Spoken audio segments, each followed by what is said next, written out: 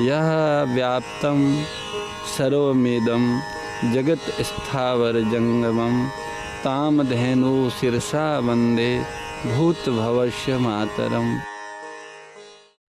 करने हेतु प्रसाद प्राप्त हो रहा है। भगवती गोमाता अमृत का खजाना है। वो अपने वात्सल्य के स्वभाव से सारी सृष्टि को अमृत प्रदान करती है। इस धरती का भोजन पूज्य गोमाता का गोमय है। गोमय अमृत धरती का भोजन है। गोमय का आहार ग्रहण करके ये धरती जीवनी शक्ति को बढ़ाने वाला सात्विक अन्न, फल, औषधियों, सब्जियों मनुष्यों तथा सभी प्राणियों के आहार के लिए प्रदान करती है। गौ लौकिक और अलौकिक दोनों ही तरह से मानव के उत्थान और कल्याण में मुख्य आधार है। उनकी सेवा करने से, उनका आश्रय लेने से और उनसे प्राप्त पंचगव्यों का विधि पूर्वक विनियोग करने से व्यक्ति, परिवार, समाज और राष्ट्र अपना विकास कर सकते हैं, अपना कल्याण कर सकते हैं तथा अक्षय समृद्धि को प्राप्त हो सकते हैं। गोमाता का संरक्षण करना, उनके वंश का संपोषण करना, गोवंश के संरक्षण और संपोषण में शक्ति लगाना, गोपालन करना, ये सब शुभ कर्म तो है ही है, पर ये सेवा भी है। अथवा यूं कहे कि वास्तव में ये सेवा है। शुभ कर्म तो अनेक हो सकते हैं, पर सेवा तो एक ही है, जिनमें सबका हित हो या जिनमें सबकी हित की भावना हो। जो सर्वहितकारी भावनाओं से भावित प्रवृत्ति है, उसी का नाम सेवा है। जिस प्रवृत्ति के परिणाम से सबका भला हो, उसी का नाम सेवा है। शुभ कर्म का आधार क्रिया है, पर सेवा का आधार क्रिया नहीं है, भाव है। क्रियाएं चाहे कितनी बड़ी और कितनी विराट हो, पर उनकी सीमा होती है। पर जो भाव है वो चाहे छोटा से छोटा हो तो भी वो सीमा रहित और अविनाशी होता है। अर्थात सभी प्रकार के कर्मों का आरंभ और अंत होता है, पर सेवा का आरंभ होता है, अंत कभी नहीं होता। इसलिए भगवतवाणी में कहा है कि थोड़ा सा भी सेवा का अनुष्ठान कर दें तो कभी नष्ट नहीं होता। गो संरक्षण, गो संपोषण, गो पालन शुभ कर्म, शुभ कर्मों का फल शुभ होता है। वो जितने शुभ कर्मों की जितनी विराटता होती है, उसके अनुरूप उनका फल भी विराट होता है। पर सेवा का फल तो असीम और अविनाशी होता है। वो क्या होता है? असीम और अविनाशी फल क्या है? सेवा के द्वारा मनुष्य अपने आप को जान सकता है और प्रभु के प्रेम को प्राप्त कर सकता है। कर्मों से कितने ही महान कर्म हो, शुभ कर्म हो, पर उसके द्वारा अपने आप को, आत्मा को जाना नहीं जाता। कर्म तत्व ज्ञान नहीं करा सकता है। हाँ, निष्काम कर्म जो है वो तत्व ज्ञान की भूमिका देता, और निष्काम कर्म को ही सेवा कहते हैं। तो गौ सेवा करने से हमें अपने को जानने की और प्रभु से प्रेम करने की सामर्थ्य आ जाती है। अगर हम श्रद्धा के साथ संपूर्ण शक्ति लगा के गौ माता के कष्ट को निवारण के लिए तत्पर हो जाते हैं, तो हमको इसी जन्म में अपने आप को जानने तथा प्रभु के प्रेम को पाने का सामर्थ्य मिल जाता है। इस तरह गौ सेवा भी अपने लिए ही हुई, लेकिन लंबे रास्ते से हुई। तो संत कहते हैं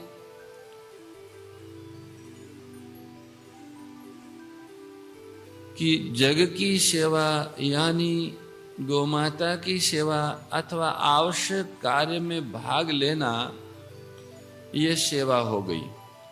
और उस सेवा के अंत में अचाह होकर मुझे कुछ नहीं चाहिए और निर्मम होकर मेरा कुछ नहीं है, या तो हम अपने को समर्पित कर दें या हम अचाह और अप्रयत्न हो जाए।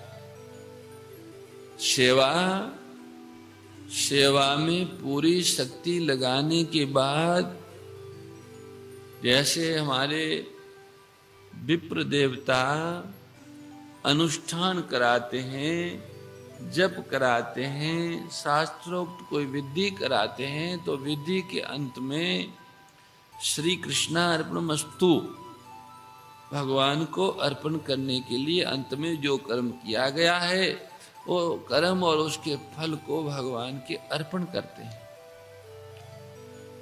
इसी तरह पूरी शक्ति लगा के सेवा करने के बाद में कर्म का फल और कर्म के कर्ता तीनों को भगवान के समर्पित कर दें, अथवा उस कर्म के फल के बदले में कुछ चाहे नहीं और अप्रयत्न हो जाए, शांत हो जाए। कर्म कर दिया तो कुछ नहीं चाहिए, अचाह अप्रयत्न।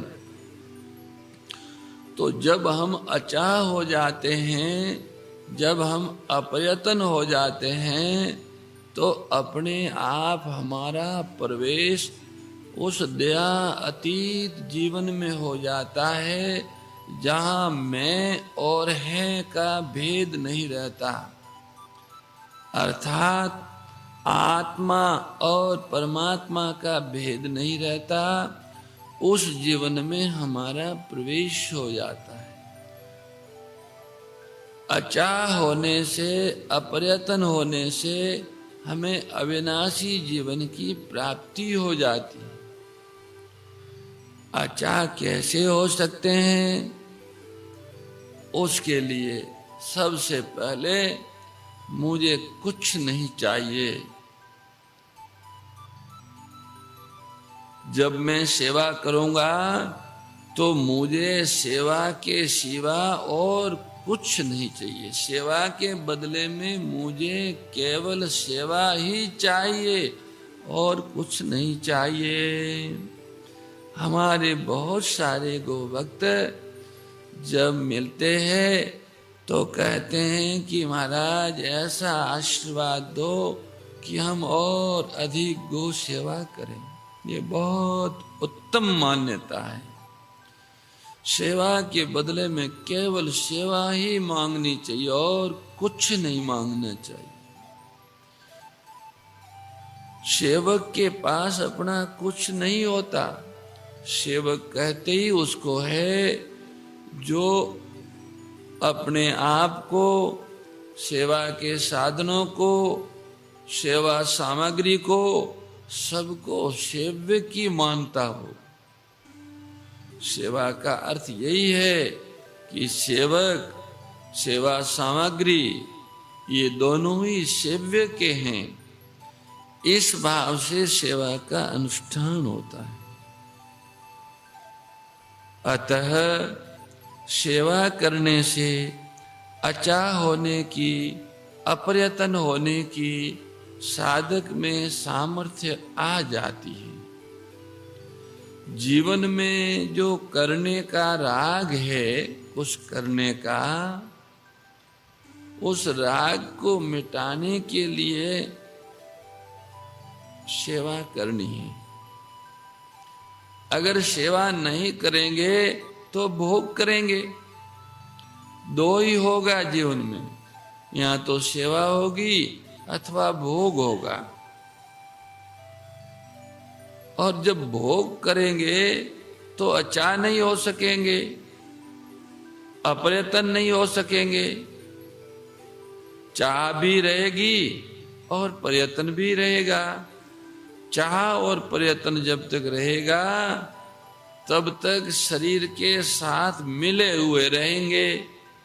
शरीर और आत्मा अलग है, ये ज्ञान नहीं होगा। जब तक चाह रहेगी, जब तक प्रयत्न रहेगा, तब तक आत्मा और शरीर के अलगाव का विवेक स्थिर नहीं होगा। हैं शरीर से अलग पर मिले हुए रहेंगे। जब तक शरीर के साथ मिले रहेंगे तब तक पराधीन बने रहेंगे, स्वाधीन नहीं हो सकते।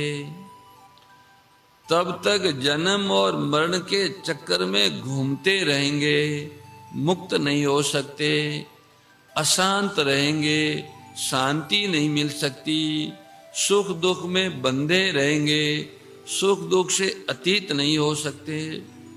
इसलिए संत कहते हैं कि ये प्रोग्राम बनाया है कि भाई जग की सेवा करो, अपनी खोज करो, प्रभु से प्रेम करो। जग की सेवा खोज अपनी, प्रीति प्रभु से कीजिए।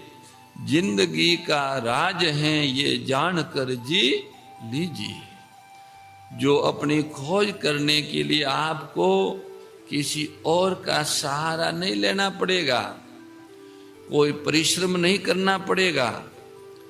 पराश्रय और परिश्रम को छोड़कर ही हम अपनी खोज कर सकेंगे, नहीं तो अपनी खोज नहीं होगी।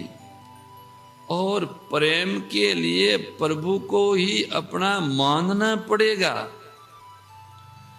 वे ही मेरे अपने हैं और कोई मेरा अपना नहीं है। उनसे भी मुझे कुछ नहीं चाहिए, ये भी मानना पड़ेगा। मेरे प्रभु से मुझे कुछ नहीं चाहिए, ये भी मानना पड़ेगा। और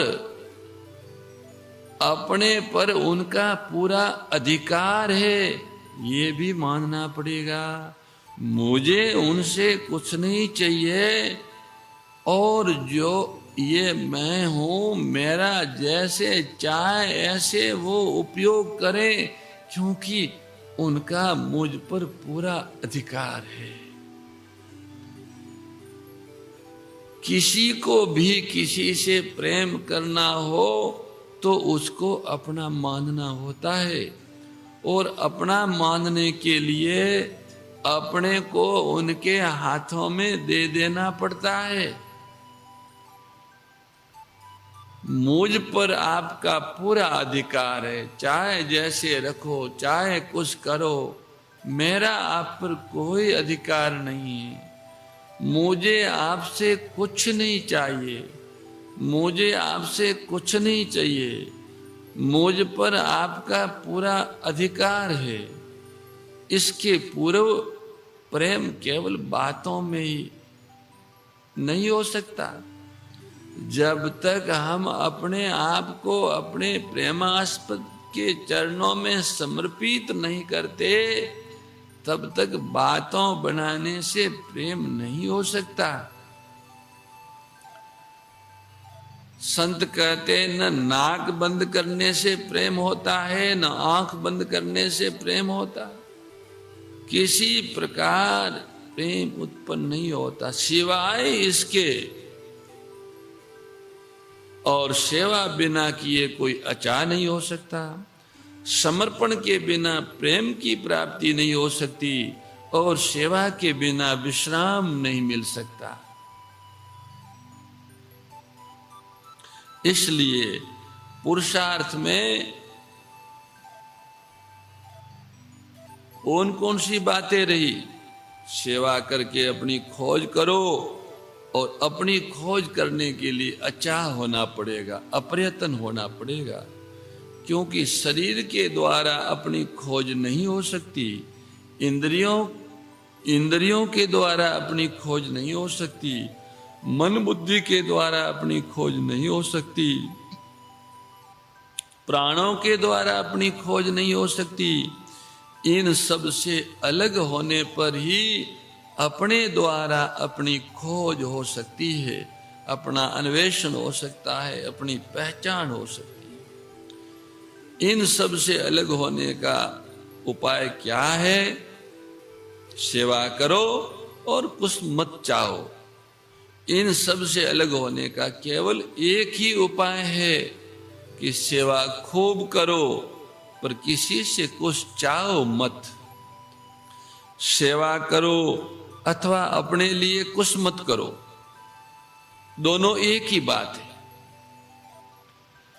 अपने लिए कुछ न करने से जो कुछ होगा वो दूसरों के लिए ही होगा, और सेवा भाव से प्रवृत्ति होगी तो अपने लिए कुछ नहीं होगा। सेवा कहते ही उसको है जिसमें उसके बदले में अपने लिए कोई चाह न हो।